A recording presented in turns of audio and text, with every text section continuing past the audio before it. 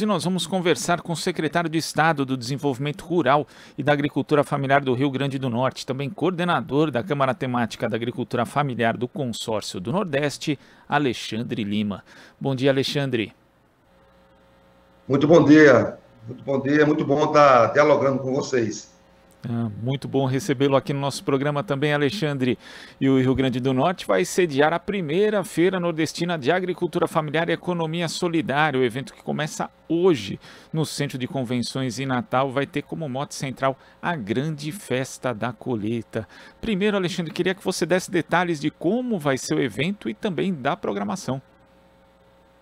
Pois é, a partir de hoje, perdão, a capital dos potiguares se tornará na capital da agricultura familiar do Nordeste.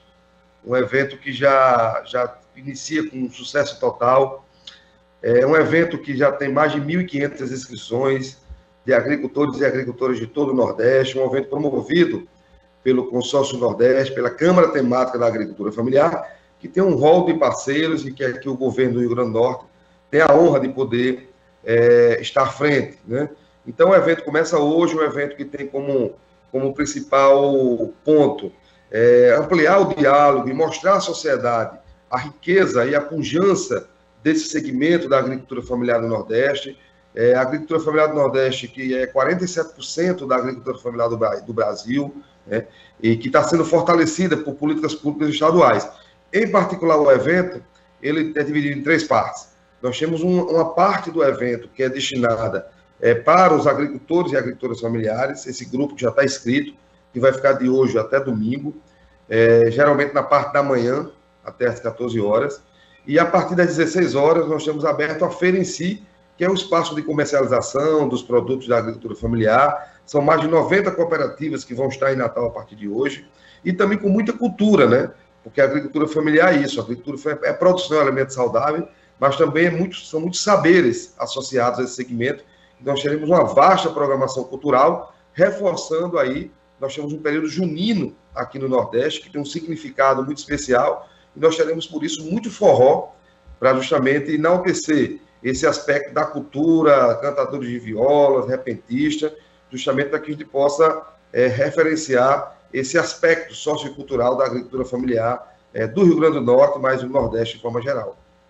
Agora, Alexandre, qual a importância da realização de um evento desse em um contexto no qual o Brasil, infelizmente, vive uma crise de segurança alimentar? Os dados recentemente publicados demonstram que o Brasil volta a um grave quadro de segurança alimentar. Nós temos mais de 3,3 milhões de pessoas hoje com grave insegurança alimentar. Infelizmente, o Norte e o Nordeste são regiões mais afetadas. Nós temos, para ter uma ideia, nós temos algo em torno de 28% da agricultura familiar do Brasil com insegurança alimentar. Então, é um quadro que se agrava em função de todo um desmantelamento das políticas sociais que existiam no país, infelizmente, a partir de 16, um total desmantelamento da rede de proteção social e também de um conjunto de políticas públicas, né, de uma política de desenvolvimento para o país, em particular para o Nordeste. Isso traz como consequência a fome, o desemprego e a miséria. Mas esse espaço também reafirma que a agricultura familiar é a solução para o problema da fome no Brasil, né? Nós somos responsáveis por 70% da produção que o país consome.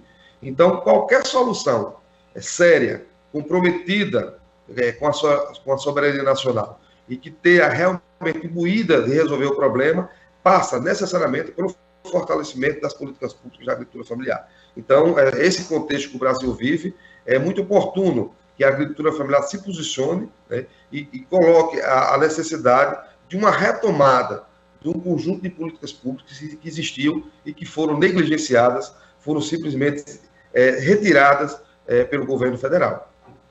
E nesse sentido de recuperação dessas políticas públicas, Alexandre, houve esse desmonte, como você aponta, por parte do governo federal, mas o Consórcio Nordeste tem promovido algumas iniciativas como o Programa de Alimentos Saudáveis do Nordeste.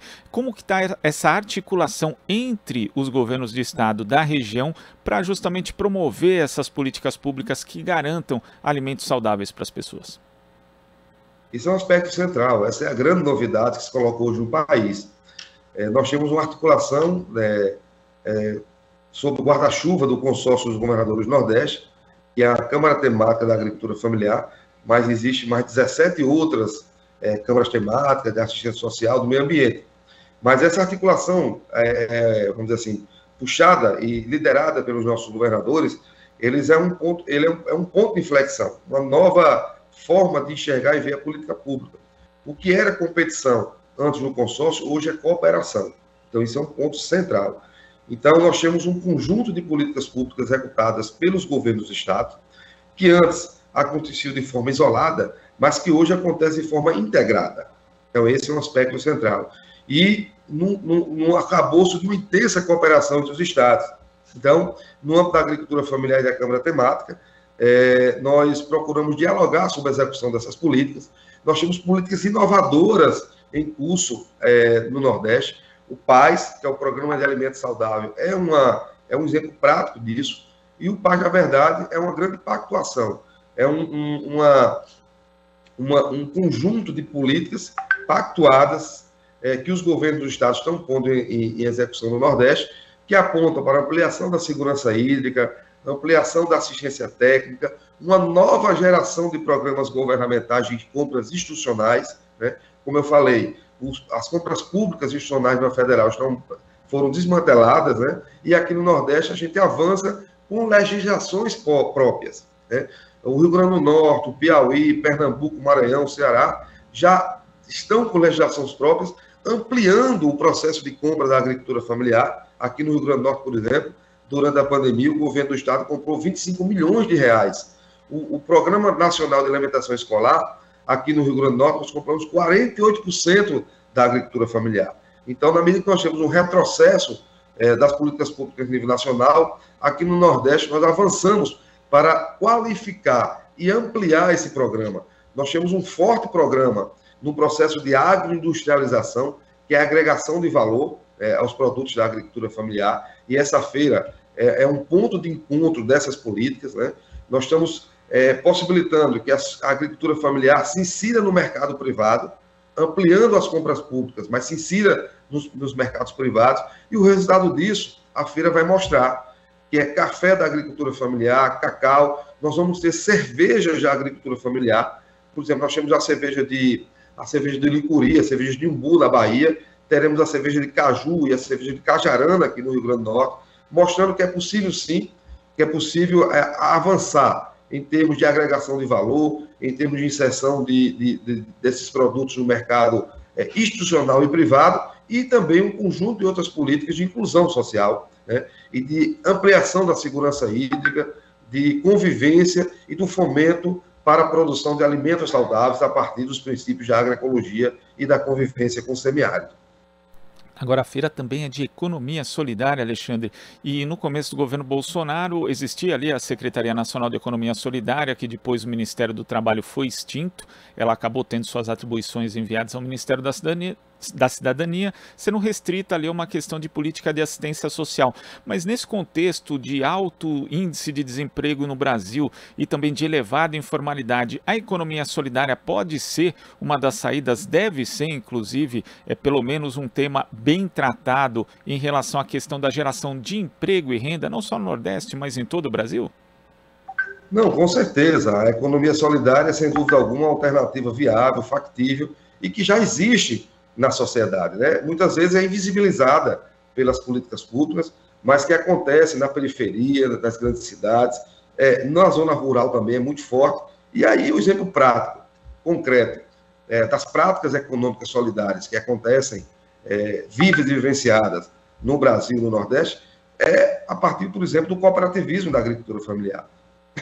O cooperativismo da agricultura familiar é uma expressão viva dessa nova forma de reprodução econômica, que se dá a partir de outras bases, onde a economia não é ponto central. A economia deve estar a serviço dos homens e mulheres. A economia deve ser um instrumento para possibilitar que as pessoas vivam bem com dignidade. Esse é um ponto central, que é um princípio norteador da economia solidária. Então, quando a gente pensa que o cooperativismo solidário é uma expressão importante dessa nova forma de fazer a economia, nós estamos entendendo que a economia é assim. E na agricultura familiar em particular, que esse segmento é responsável por 2/3 do total de pessoas ocupadas. não necessariamente com carteira assinada, porque são relações familiares que se estabelecem, mas são, sim, um importante e estratégico forma de reprodução econômica a partir justamente da ocupação das atividades econômicas. E, de forma geral, com certeza, as cooperativas urbanas, as formas socio-organizativas, né, de reprodução econômica e social dessas famílias são uma expressão importante da economia solidária e que se estabelecem e se espraiam por todo o Brasil. E, Alexandre, um dos painéis programados aqui para amanhã trata da reforma agrária, uma agenda necessária para o resgate de um projeto de soberania nacional. Esse tema é outro que também, associado à questão da economia solidária, do cooperativismo e da agricultura familiar, tem que voltar a ter uma centralidade numa agenda de reconstrução do país? Não, com certeza. O acesso à terra é um ponto central para que as pessoas possam viver com dignidade. Nós não temos nenhuma experiência internacional onde nós tenhamos um processo de construção de soberania nacional e de produção de alimentos sem que tenha havido um processo de reforma agrária.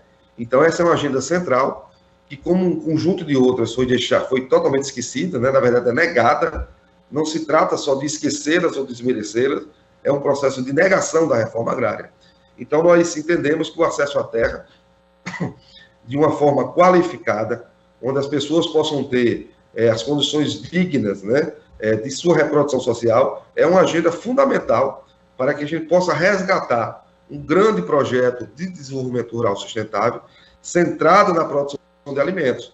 E para que a gente tenha produção de alimentos, é preciso que nós tenhamos um amplo processo de reforma agrária, inclusive mexendo nos índices de terra, né, nos índices de produtividade que não foram mexidos, que ainda são lá da década de 70.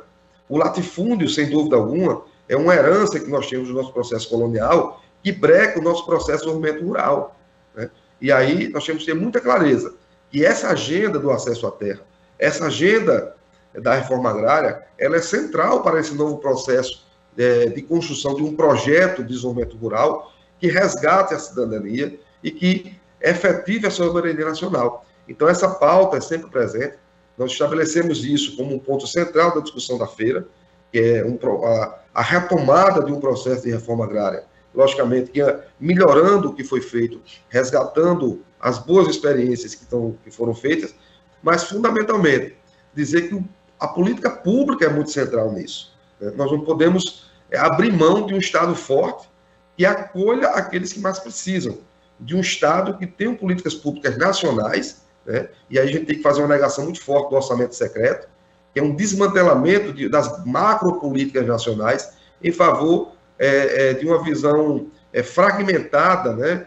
E que reproduz uma política antiga e antiquada e que, de certa forma, não privilegia as grandes pautas nacionais. Então, nós estamos reforçando dentro da feira a importância de nós pautarmos uma reforma agrária popular que atenda os interesses do nosso país e do nosso povo.